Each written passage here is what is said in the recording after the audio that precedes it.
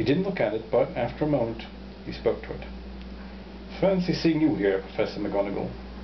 He turned to smile at the tabby, but it had gone. Instead, he was smiling at a rather severe-looking woman, who was wearing square glasses exactly the shape of the markings the cat had around its eyes. She, too, was wearing a cloak, an emerald one. Her black hair was drawn into a tight bun. She looked distinctly ruffled. "How did you know it was me?" she asked. "My dear Professor, I've never seen a cat sit so stiffly." "You'd be stiff if you were sitting on a brick wall all day," said Professor McGonagall. "All day? When you could have been celebrating? I must have passed a dozen feasts and parties on my way here." Professor McGonagall sniffed angrily. "Oh, yes, everybody's celebrating all right," she said impatiently. "You'd think they'd be a bit more careful, but no, even the Muggles have noticed something's going on. It was on their news." She jerked her head back at the Dursleys' dark living room window. "I heard it. Flocks of owls, shooting stars. Well, they're not completely stupid. They were bound to notice something. Shooting stars down in Kent. I'll bet that was Daedalus Diggle. He never had much sense." "You can't blame them," said Dumbledore gently. "We've had precious little to celebrate for 11 years. "I know that," said Professor McGonagall irritably, "but that's no reason to lose our heads. People are being downright careless out on the streets in broad daylight, not even dressed in Muggle clothes, swapping rumours." She threw a sharp, sideways glance at Dumbledore here, as though hoping he was going to tell us something. But he didn't, so she went on. "A fine thing it would be if on the very day you-know-who seems to have disappeared at last, the Muggles found out about us all. I suppose he really has gone, Dumbledore?" "It certainly seems so," said Dumbledore. "We have much to be thankful for. Would you like a lemon drop?" "A what?" "A lemon drop. They're a kind of Muggle sweet I'm rather fond of." "No, thank you," said Professor McGonagall coldly, as though she didn't think this was the moment for lemon drops. "As I say, even if you-know-who has gone, my dear Professor, surely a sensible person like yourself can call him by his name. All this you-know-who nonsense. For 11 years I've been trying to persuade people to call him by his proper name. Voldemort." Professor McGonagall flinched, but Dumbledore, who was unsticking 2 lemon drops, seemed not to notice. "It all gets so confusing if we keep saying you-know-who. I've never seen any reason to be frightened of saying Voldemort's name." "I know you haven't," said Professor McGonagall, sounding half exasperated, half admiring, "but you're different. Everyone knows you're the only one you know. Right, Voldemort was frightened of." "You flatter me," said Dumbledore calmly. "Voldemort has powers I will never have." "Only because you're too, noble to use them."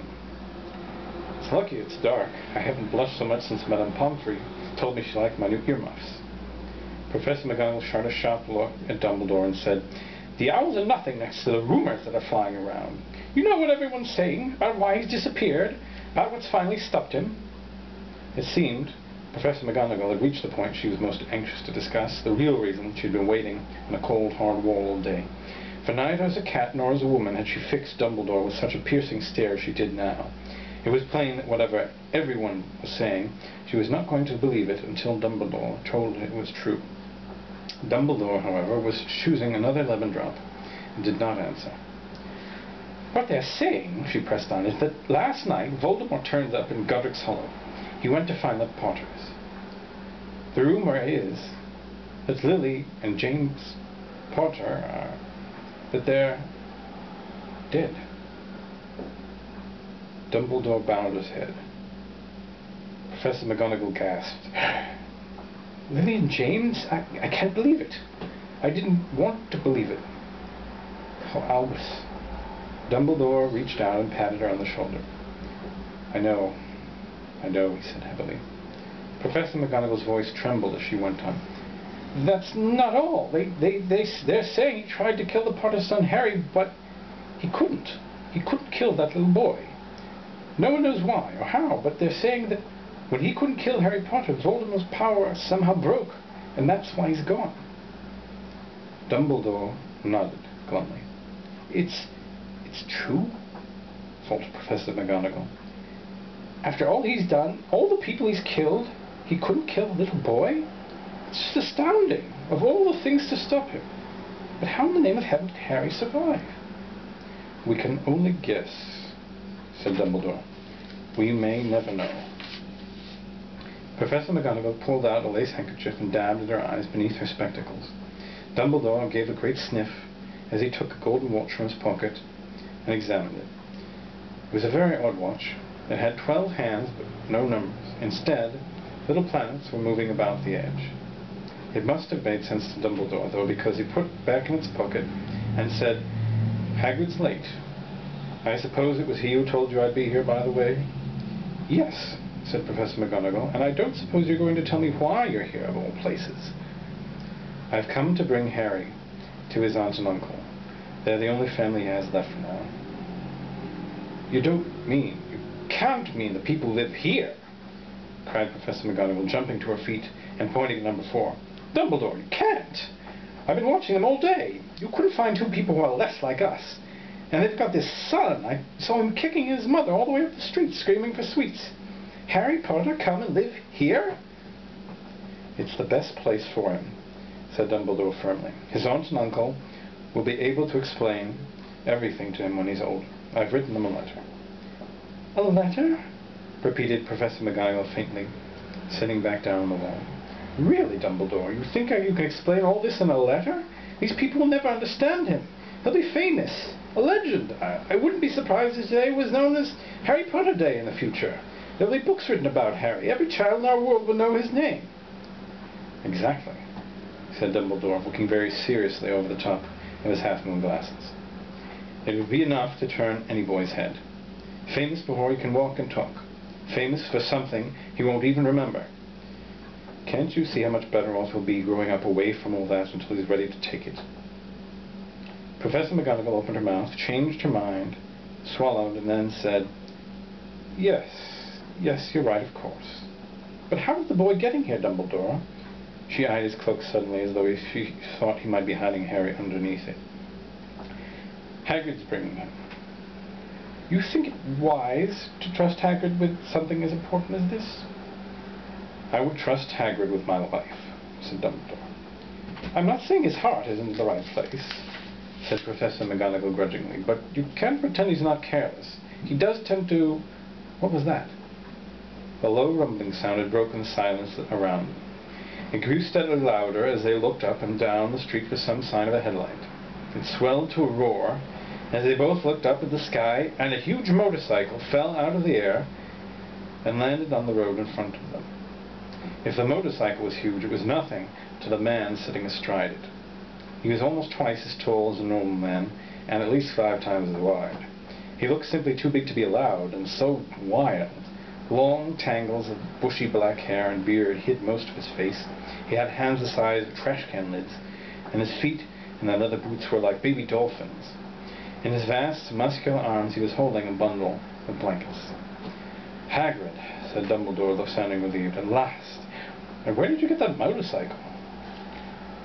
"Borrowed it, Professor Dumbledore, sir," said the giant, climbing carefully off the motorcycle as he spoke. "Young Sirius Black lent it to me.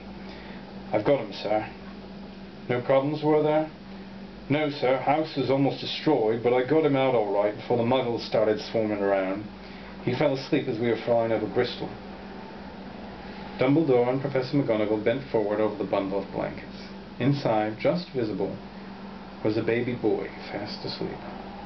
Under a tuft of jet-black hair over his forehead they could see a curiously shaped cut, like a bolt of lightning. "Is that where?" whispered Professor McGonagall. "Yes," said Dumbledore. "He'll have that scar forever." "Couldn't you do something about it, Dumbledore?" "Even if I could, I wouldn't. Scars can come in handy. I have one myself above my left knee that's a perfect map of the London Underground." "Well, give him here, Hagrid. We'd better get this over with." Dumbledore took Harry in his arms and turned towards Dursley's house. Could I say goodbye to him, sir?" asked Hagrid. He bent his great shaggy head over Harry and gave him what must have been a very scratchy, whiskery kiss. Then suddenly Hagrid let out a howl like a wounded dog. "Shh!" hissed Professor McGonagall. "You'll wake the muggles."